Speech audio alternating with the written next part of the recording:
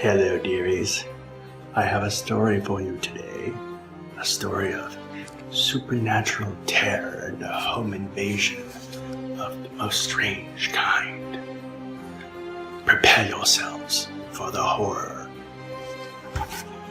'Twas the night before Christmas, and all through the house not a creature was stirring, not even a mouse. The stockings were hung by the chimney with care, in the hopes that Saint Nicholas soon would be there. The children were nestled all snug in their beds, while visions of sugar plums danced in their heads, and Mama in her kerchief and I in my cap had just settled our brains for a long winter's nap. When out on the lawn there arose such a clatter, I sprang from the bed to see what was the matter. Away to the window I flew like a flash, tore open the shutters and threw up the sash. The moon on the breast of the new fallen snow gave the luster of midday to objects below, when what to my wondering eyes should appear but a miniature sleigh and 8 tiny reindeer, with a little old driver so lively and quick, I knew in a moment it must be Saint Nick. More rapid than eagles his coursers they came, and he whistled and shouted and called them by name. Now Dasher, now Dancer, now Prancer and Vixen, on Comet, on Cupid, on Dunder and Blixen, to the top of the porch, to the top of the wall, now dash away, all.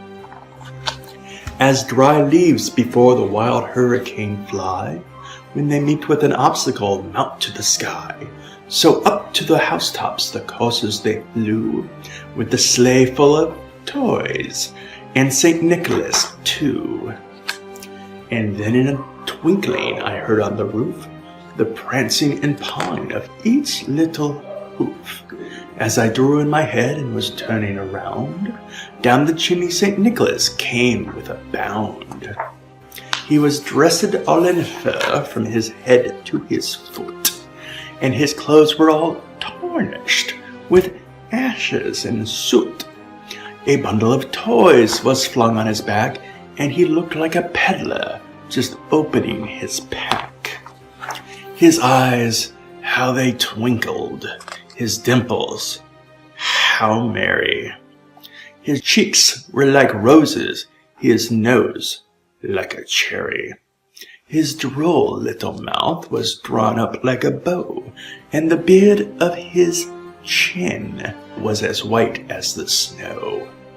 The stump of a pipe he held tight in his teeth, and the smoke it encircled his head like a wreath.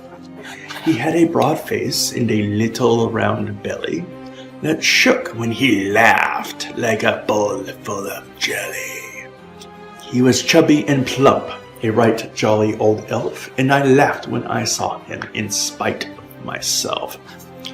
A wink of his eye and a twist of his head soon gave me to know I had nothing to dread. He spoke not a word, but went straight to his work, and filled all the stockings, then turned with a jerk, and laying his finger aside of his nose, and giving a nod, up the chimney he rose. He sprung to his sleigh, to his team gave a whistle, and away they all flew like the down of a thistle.